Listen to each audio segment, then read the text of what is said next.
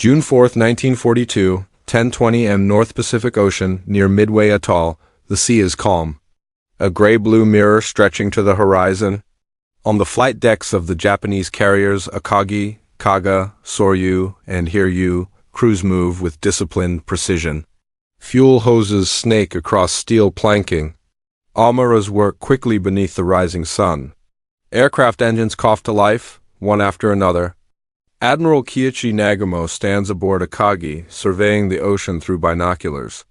Hours earlier, his first strike had battered Midway Island.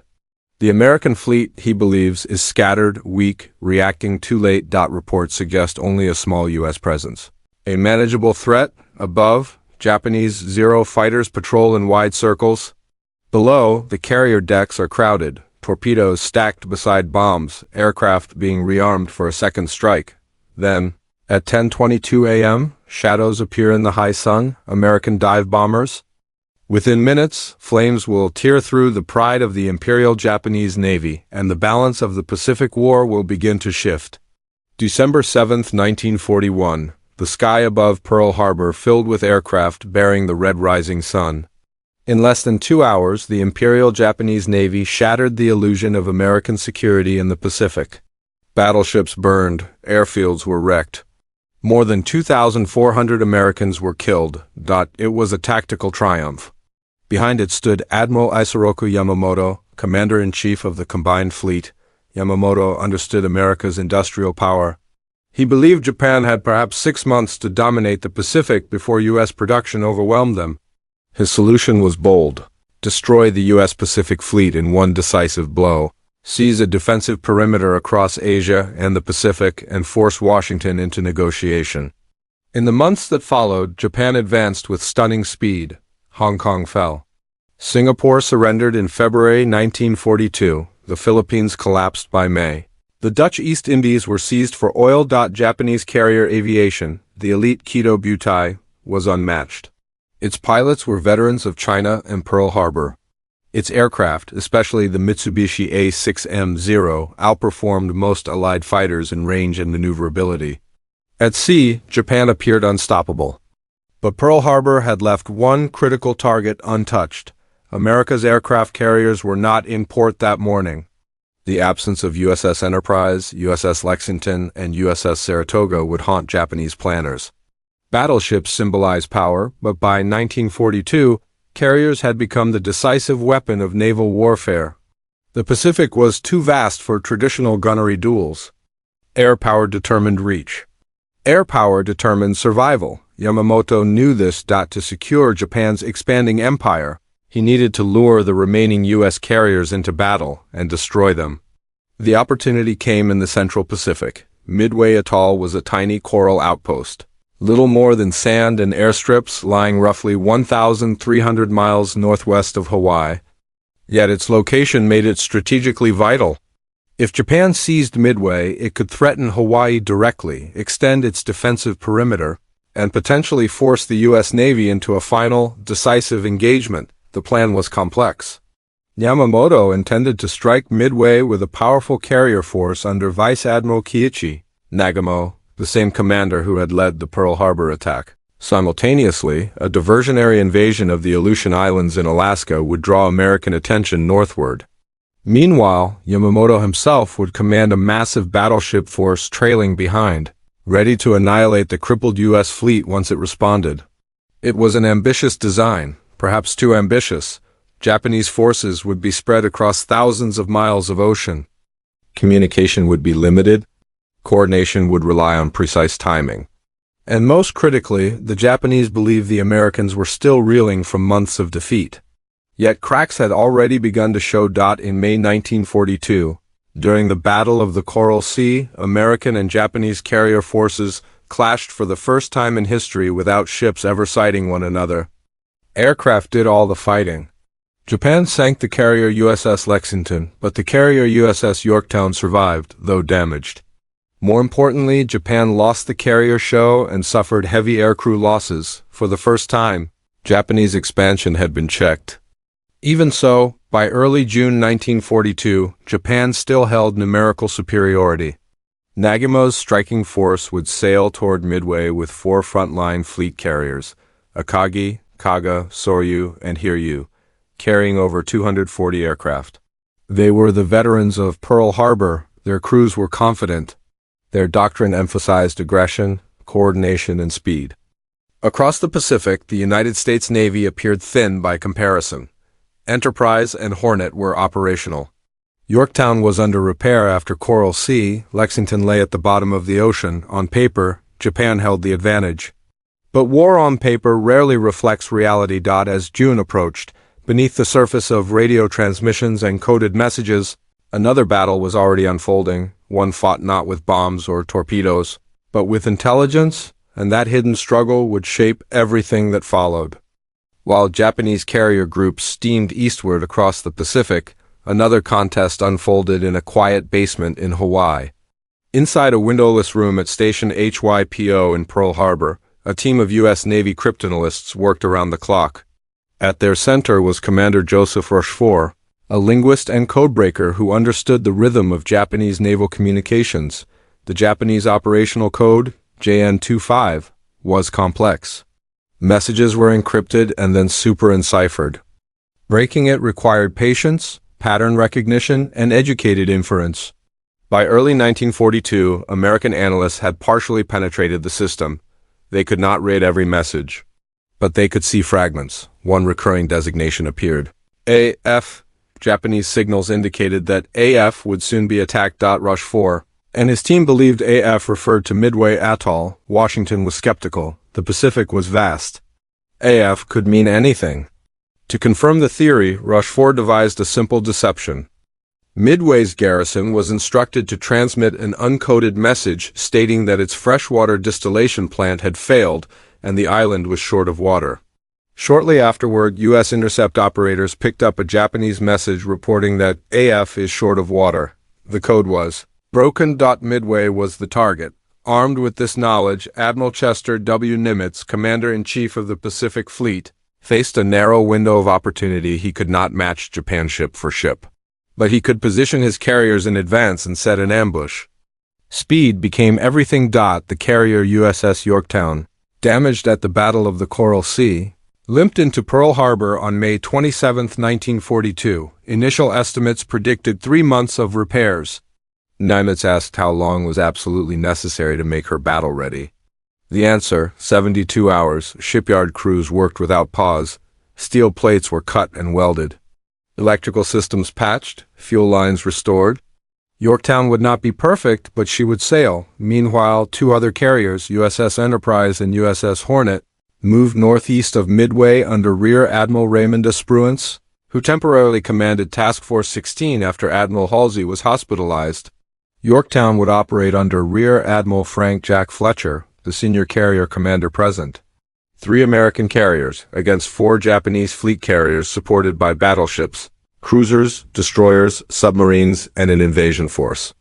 On paper, the balance favored Japan, yet Yamamoto's plan contained vulnerabilities. His fleet was divided across several task groups separated by hundreds of miles. Radio silence limited coordination. Japanese reconnaissance coverage was incomplete. Most critically, Nagumo believed surprise was assured. He expected to strike Midway, destroy its air power, and only then confront the U.S. fleet if it appeared. But the Americans were already waiting. As June 3rd turned into June 4th, U.S. PBY Catalina patrol aircraft sighted elements of the approaching Japanese invasion force. Midway's defenders prepared. Marine pilots fueled their aircraft. Army Air Force's bombers were readied. Radar stations scanned the horizon. Before dawn on June 4th, Nagumo launched his first wave, 108 aircraft, against Midway Island. The attack inflicted damage but failed to neutralize all American airfields. Japanese strike leader Lieutenant Joichi Tominaga radioed back. A second strike would be necessary. At that moment, Nagumo faced a decision. His reserve aircraft were armed with torpedoes, prepared for anti-ship operations in case American carriers appeared. To conduct a second strike on Midway, they would need to be rearmed with bombs. Changing ordnance on carrier decks was complex and time-consuming. Fuel lines ran across open steel.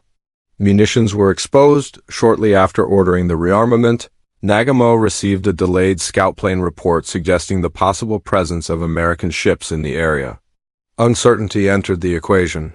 Should he proceed with rearming for land attack? Or reverse course and prepare for a naval engagement? The decks of Akagi, Kaga, Soryu, and Hiryu became scenes of controlled urgency. Aircraft were brought below. Bombs replaced torpedoes. Then orders shifted again. Torpedoes were brought back up. Fuel hoses remained connected. The process consumed precious minutes. Above them, the Pacific sky was vast and deceptively peaceful. Beyond the horizon, American carrier aircraft were already searching. And within hours, both fleets would commit to a battle neither could fully see, a battle determined by timing, altitude, and chance. The stage was set not merely for a clash of ships, but for a test of doctrine, leadership, and nerve.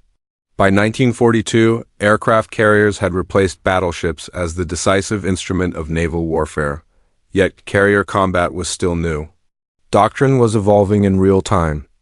Nagamo's Kido Butai operated as a unified striking arm, 4 carriers launching waves together to overwhelm defenses.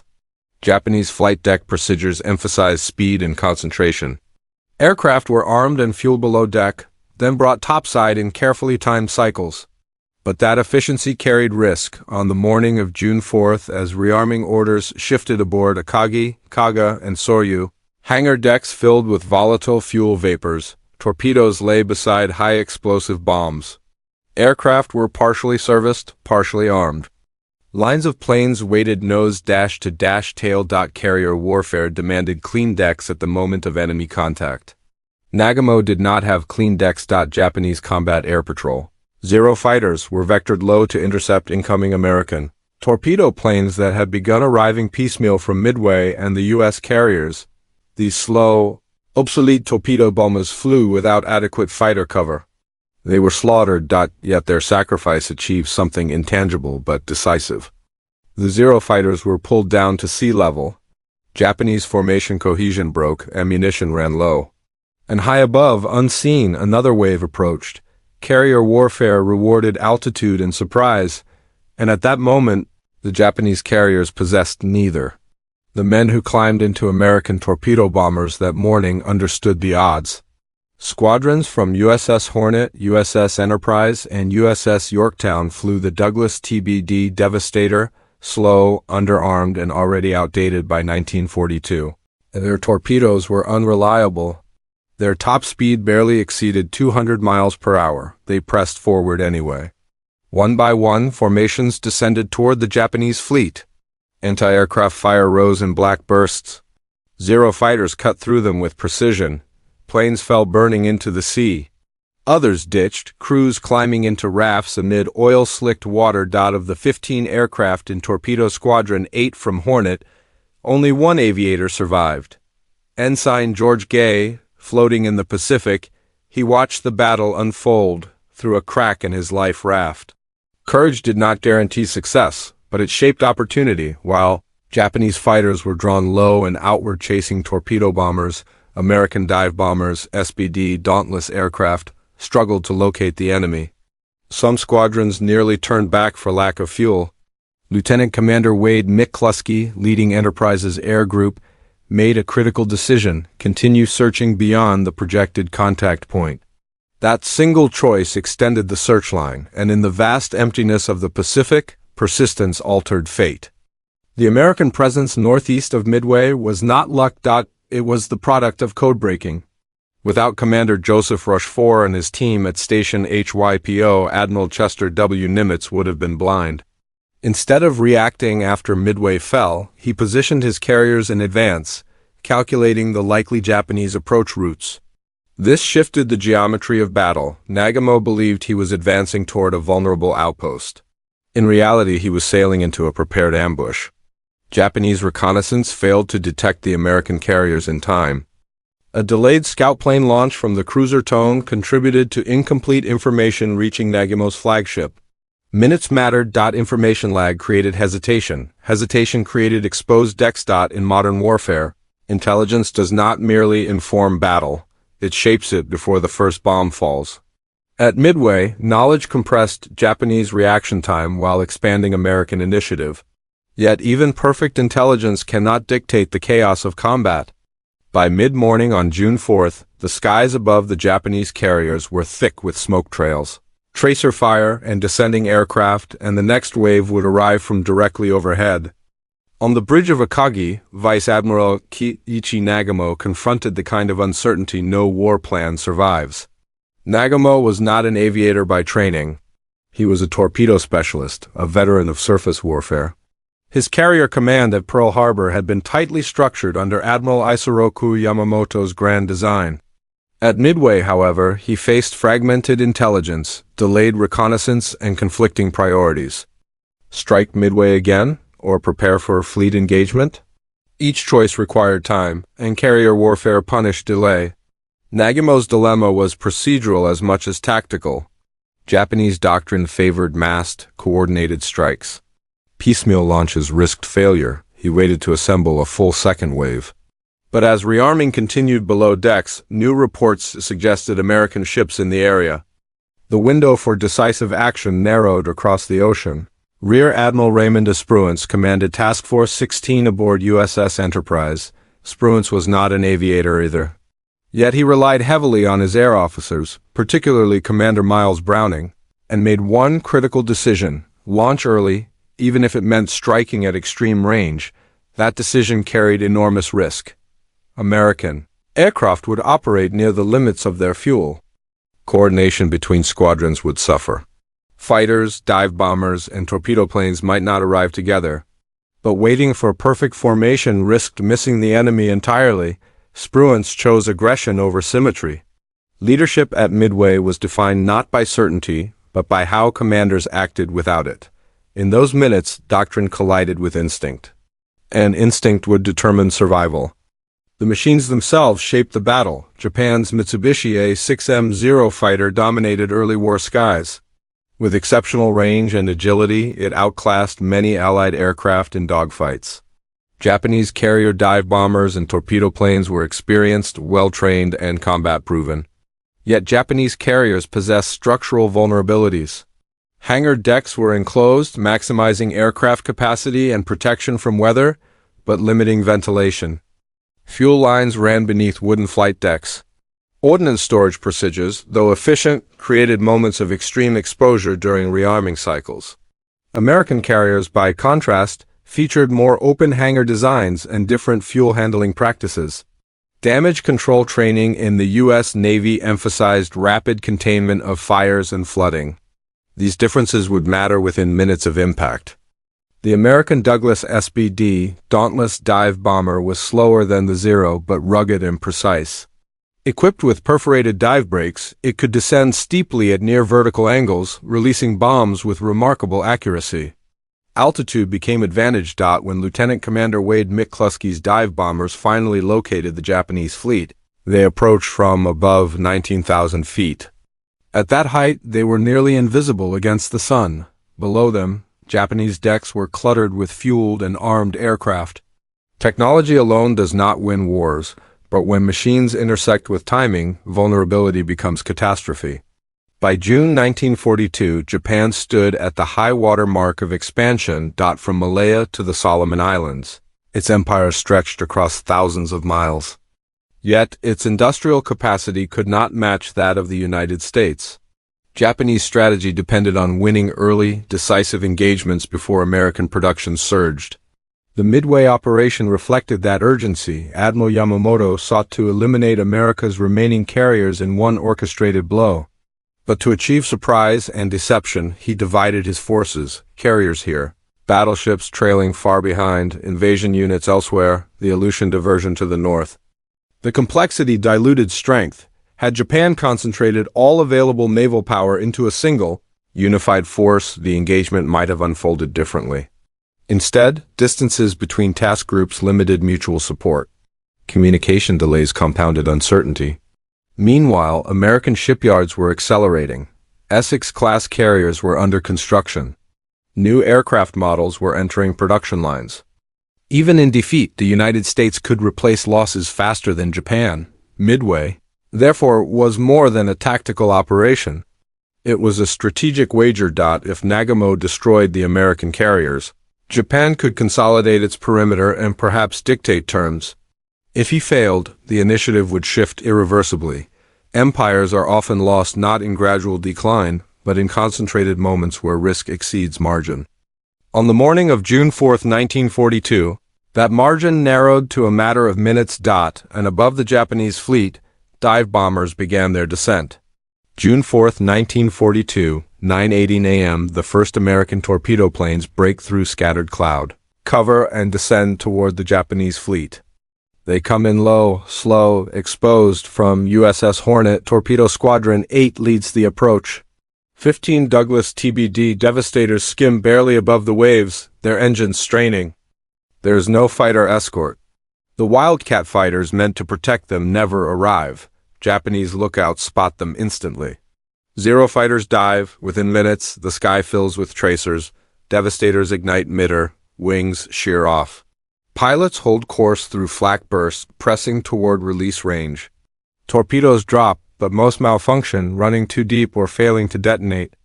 One by one, the planes disappear into the sea. Of the 15 from Squadron 8, 14 are shot down. Ensign George Gay survives, drifting in a life raft among oil and debris.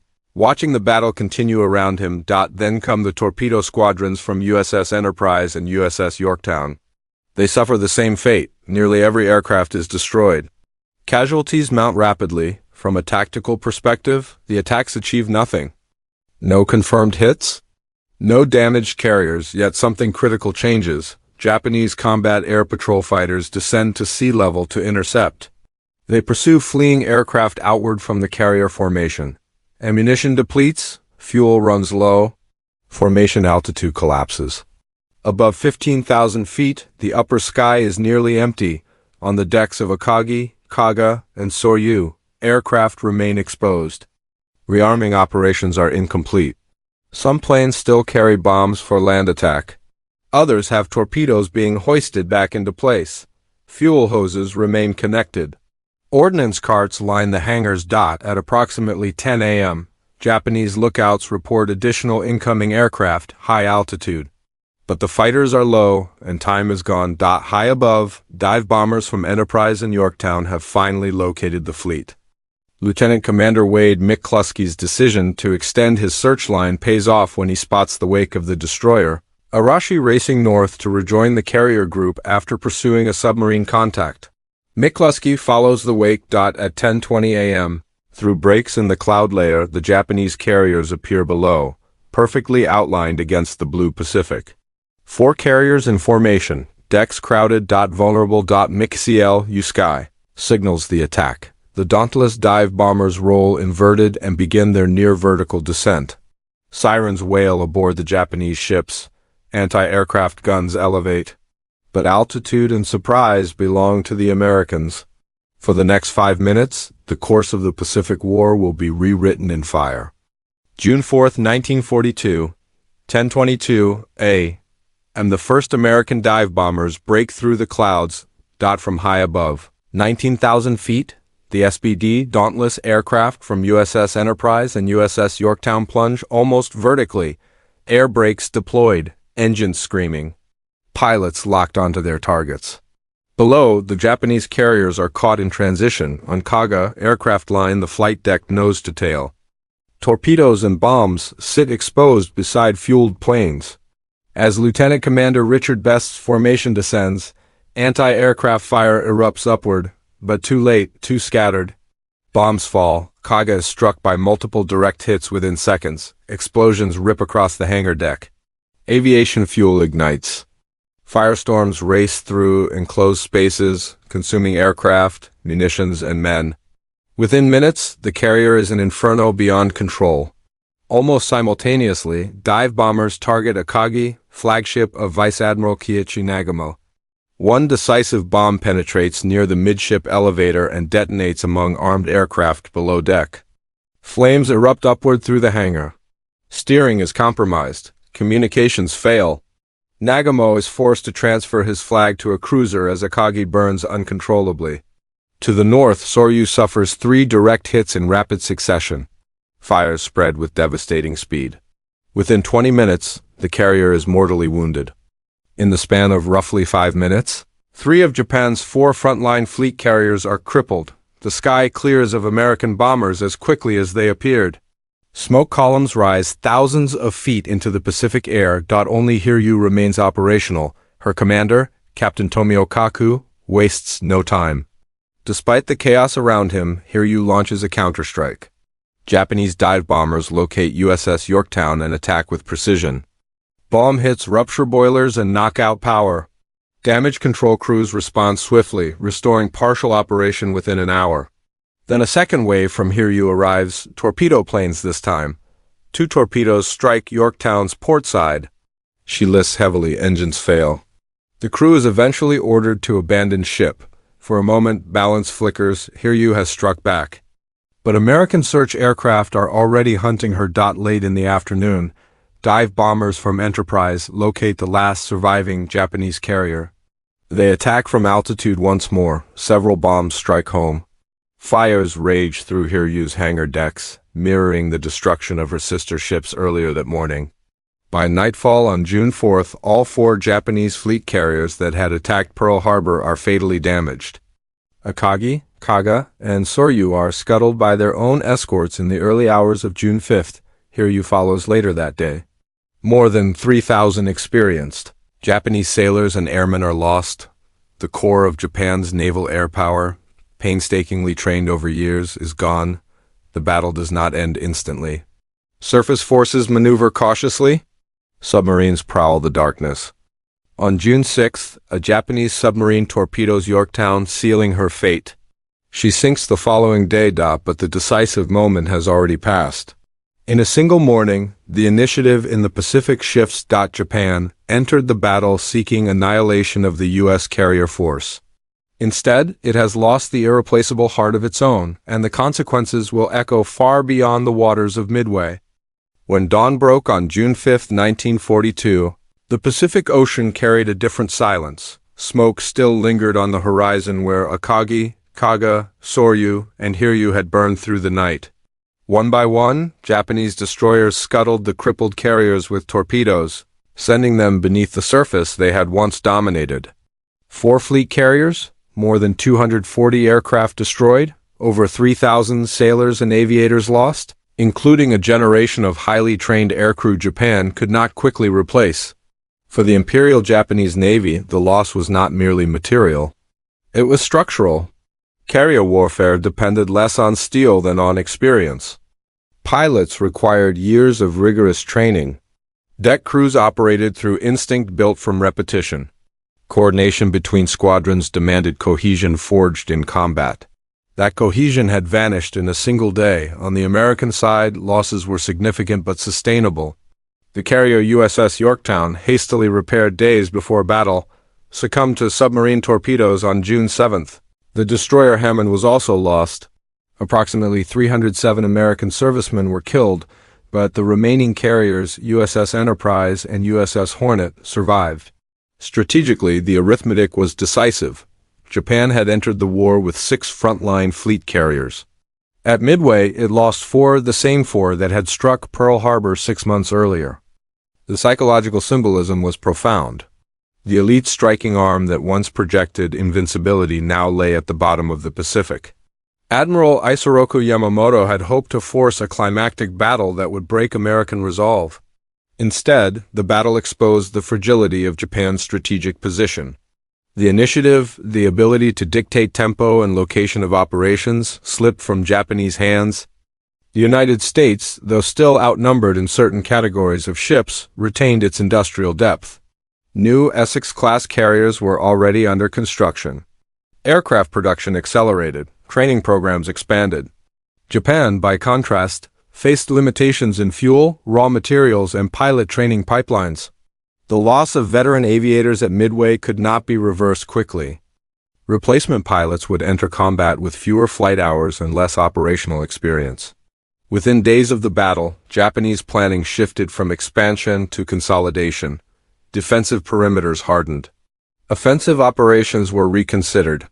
The Pacific War had not ended, but its direction had changed. In Washington, President Franklin D. Roosevelt received confirmation of victory with measured relief. Public announcements were cautious at first. Intelligence sources had to remain protected. Yet as details emerged, Midway became a symbol, proof that Japan could be stopped. Across the ocean in Tokyo, news was tightly controlled. The scale of the disaster was not fully disclosed to the public. Official communiques minimized losses. But within naval command circles, the magnitude was undeniable. The Imperial Navy had lost its spearhead, and without it, every future operation would unfold under a different shadow. The next arena of conflict would emerge thousands of miles to the south, in a chain of islands whose name was unfamiliar to most Americans at the time. Guadalcanal. The Pacific Ocean remained vast. The fighting would remain brutal, but after June 1942, the question was no longer whether Japan would advance farther east. It was how long it could delay the inevitable push westward. And beneath that realization lay a deeper truth about modern warfare, one that extended beyond ships and aircraft. Midway was not merely a battle. It was a crucible where timing, courage, intelligence, and chance converged in a matter of minutes. 4 Japanese carriers, the pride of an empire, were lost in the span of an American dive bomber's dive. Thousands of lives extinguished, dozens of seasoned pilots gone. Yet, in their absence, the tide of the Pacific War shifted irreversibly. The victory was precise, surgical, and almost unimaginable given the odds. 3 American carriers against 4 elite Japanese ones, and a fleet that had ruled the Pacific since Pearl Harbor. Yet knowledge and decisiveness overcame numbers. Intelligence, painstakingly extracted from coded messages in windowless rooms at Station HYPO, proved as lethal as any torpedo. Leadership, whether in Nagumo's hesitation or McCluskey's bold choice to press forward, determined the moment when the sky itself became a weapon. Midway reminds us that overconfidence can blind even the most experienced commanders. It shows the fragility of military power, where a single lapse in timing or misjudgment can cascade into catastrophe. And it demonstrates how human courage, from the doomed torpedo squadrons to the dive bomber pilots, can shape the course of history, even when survival is unlikely. In the end, Midway was more than a naval engagement. It was a turning point where strategy, human will, and the vast, indifferent Pacific met in fire and smoke. Minutes of chaos forged a new balance of power. The Japanese Empire recoiled. The United States gained initiative. And the war that had seemed destined for conquest now shifted toward relentless pursuit, island by island, toward a future defined not just by ships and planes, but by the lessons etched into the sky above the Midway Atoll.